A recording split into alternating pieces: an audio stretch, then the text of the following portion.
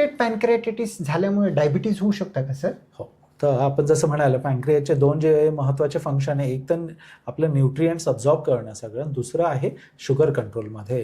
तर हे beta सेल्समधून insulin जे सिक्रीट होतं, तर पॅनक्रियाटायटिसमध्ये जर ते सेल्सच्या अराउंड सूज झाली, स्कारिंग झालं आणि ते सेल्स डिस्ट्रॉय झाले, डॅमेज झाले, तर इन्सुलिन प्रोडक्शन कमी होतं.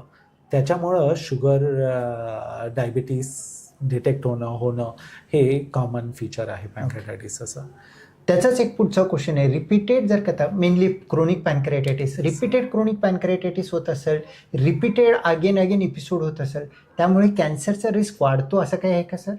सो पॅनक्रियाटायटिसमुळे कॅन्सरचं रिस्क वाढतं असं नाही आहे, पण जर रिपीटेड होत आहे तर कॅल्सिफिकेशन वगैरे होऊन तिथं ज्या गाठी होतात त्यांच्यामध्ये कधी कधी कॅन्सरस सेल्स दिसले जाऊ शकतात. ओके.